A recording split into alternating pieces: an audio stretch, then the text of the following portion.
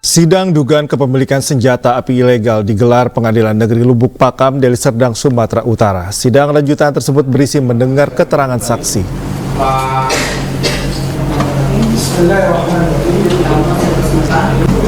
Jaksa Penuntut Umum Kejaksaan Negeri Deli Serdang menghadirkan 6 orang saksi dari anggota BRIMOB, saksi ahli, dan masyarakat.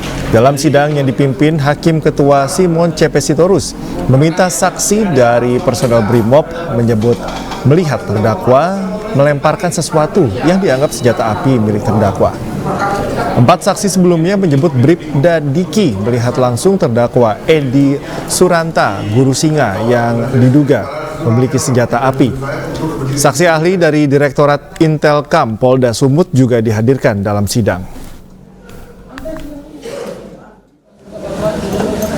Kehadiran saksi ahli tidak memeriksa uji balistik senjata api dan sidik jari, melainkan register dan legalitas senjata api. Sementara itu, salah satu perwira BRIMOB Polda Sumut yang menyaksikan jalannya sidang enggan berkomentar ketika diwawancarai. Ya, tadi memang dihadirkan oleh jaksa saksi ahli, tapi menurut kami itu bukan ahli. Kalau menurut kami itulah saksi, karena dia hanya sebagai petugas registrasi yang mengetahui bahwa SNP itu terregister atau tidak, begitu. Apakah senjata itu memiliki izin atau tidak. Sementara dalam perkara pidana ini, dalam perkara SNP yang seharusnya dia buktikan adalah uji balistik, sidik jari, ternyata tidak dilakukan. Senjatanya juga tidak dites, apakah itu senjata rusak atau seperti apa, tidak ada. Pemirsa, mantan Direktur Pertamina Karen Agustiawan dituntut jaksa dengan pidana 11 tahun penjara dalam korupsi gas alam cair tahun 2011 hingga 2021. Dalam sidang di Pengadilan Negeri Tindak Pidana Korupsi Kamis siang, JPU menyebut Karen bersalah melakukan korupsi terkait pembelian gas alam cair yang merugikan negara sebesar 113 juta dolar Amerika Serikat. Jaksa menuntut Karen membayar denda 1 miliar rupiah, subsidi 6 bulan kurungan penjara. Jaksa juga menuntut Karen membayar uang pengganti lebih dari 1 miliar rupiah. Karen didakwa jaksa KPK atas dugaan korupsi lantaran memberikan persetujuan pengembangan bisnis gas pada beberapa kilang LNG potensial di Amerika Serikat tanpa ada pedoman pengadaan yang jelas.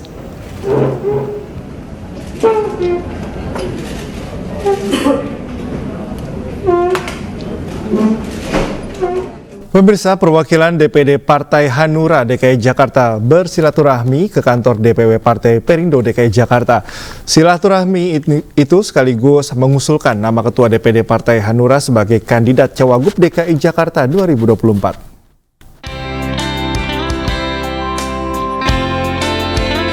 Nama Jafar Bajeber didaftarkan tim DPD Partai Hanura DKI Jakarta ke DPW Partai Perindo DKI Jakarta sebagai bakal calon wakil gubernur DKI. Pendaftaran nama Ketua DPD Partai Hanura DKI Jakarta ini sekaligus menjadi ajang silaturahmi dengan Partai Perindo jelang Pilkada Serentak 2024. Kita mengusungkan Ketua DPD kita, Pak Haji Jafar Bajeber, untuk menjadi wakil gubernur di DKI. Kiranya kami bisa menjalin hubungan dengan baik dengan Partai Hanura dan Perindo. Kita sangat menyambut baik ketokohan beliau di DKI, memang sudah tidak diragukan lagi, dan tentu kita berharap dapat mengikuti proses-proses penyaringan yang saat ini dibuka oleh Partai Perindo DKI sebagai partai yang memiliki kursi dan mempunyai hak untuk mengusung. Dalam Pileg 2024, Partai Perindo berhasil mendapatkan 1 kursi di DPRD Provinsi DKI Jakarta. Dari Jakarta, Anissa Septiarani, Sutrisno iNews melaporkan. Pemirsa, Ketua Harian DPP Partai Gerindra Sufmi Dasko mengunggah poster Wakil Ketua Umum Partai Gerindra Budi Jiwandono dengan Ketua Umum PSI Kaisang Pangarep bertuliskan For Jakarta 2024. Sementara itu, Mahkamah Agung mengabulkan gugatan Partai Garuda terkait aturan batas minimal usia calon gubernur dan juga wakil gubernur 30 tahun.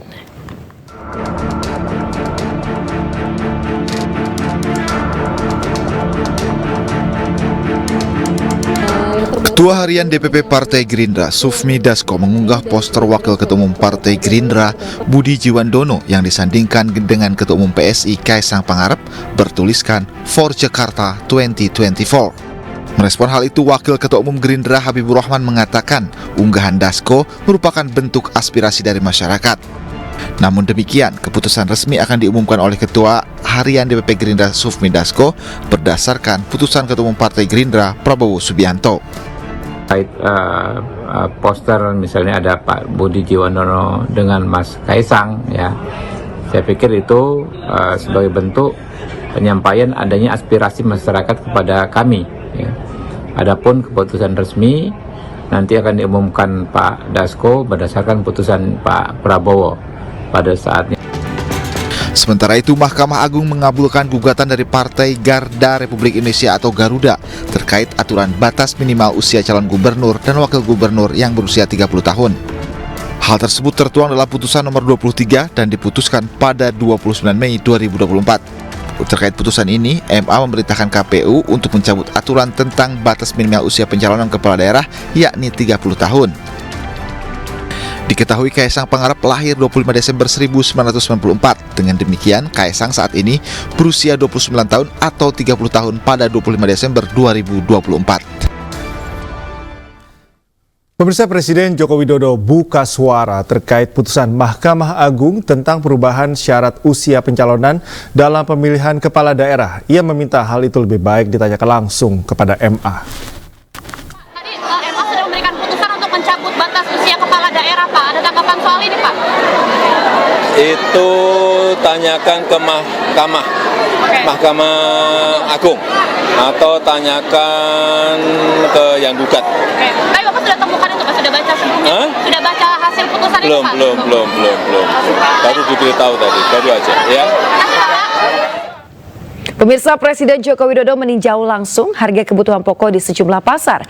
Stabilitas harga kebutuhan pokok sangat penting untuk menjaga ketahanan pangan.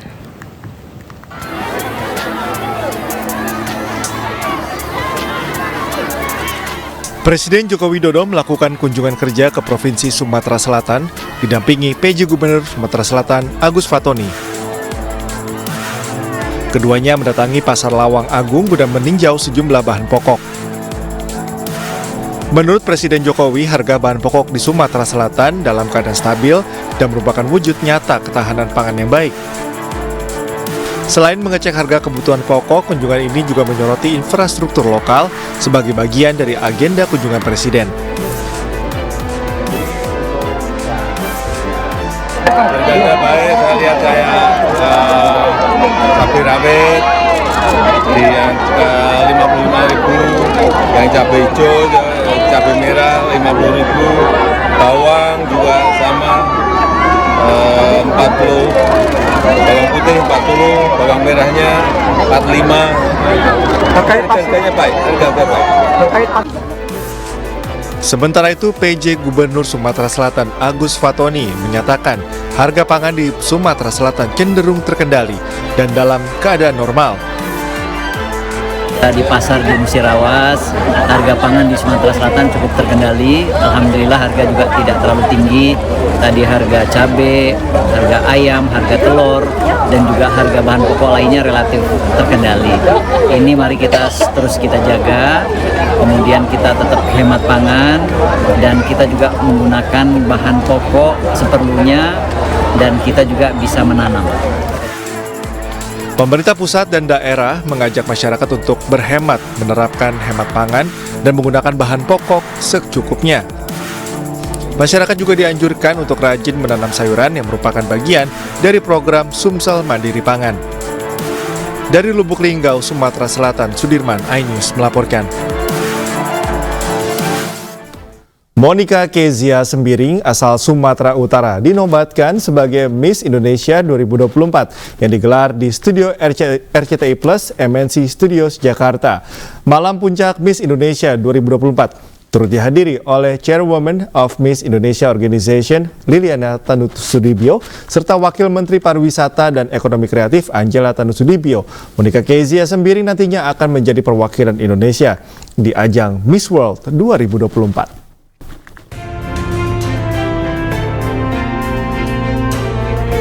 RCTI dan Yayasan Miss Indonesia kembali sukses menyelenggarakan perhelatan malam puncak Miss Indonesia 2024. Ajang pencarian perempuan Indonesia yang memiliki karakter Beauty with a Purpose ini digelar di studio RCTI Plus MNC Studios Kebonjeruk, Jakarta Barat.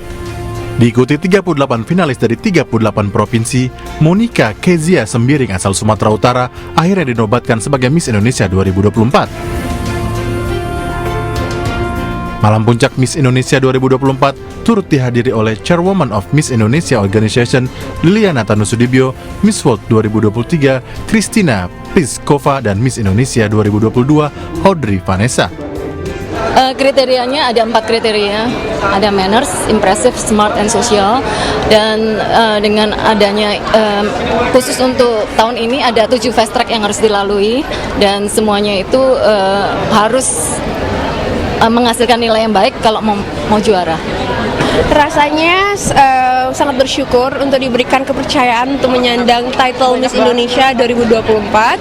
Saya juga merasa sangat bahagia karena saya bisa melakukan ini bersama teman-teman saya dari 37 provinsi lainnya. Bersama mereka di panggung megah ini itu merupakan sebuah kehormatan untuk saya. Sementara itu, Miss Daerah Istimewa Yogyakarta, Clarita Aditi dinobatkan sebagai runner-up 1, runner-up 2 dimenangkan Miss Bali, Anna Danajaya, sedangkan Miss DKI Jakarta, Priyanka Arifia, berada di posisi keempat dan posisi kelima Miss Aceh, Arindina Taim. Dari Jakarta, Irfan Hardiansa, Eri Nugraha, iNews melaporkan. Pemirsa, produser musik elektrik sekaligus DJ ternama asal Norwegia Alan Walker memberi kejutan dengan mengunjungi sekolah Al-Azhar Medan, Sumatera Utara. Kedatangan Alan Walker untuk mengunjungi guru musik bernama Tri Adinata yang viral menyanyikan Not You milik Alan Walker bersama murid-muridnya.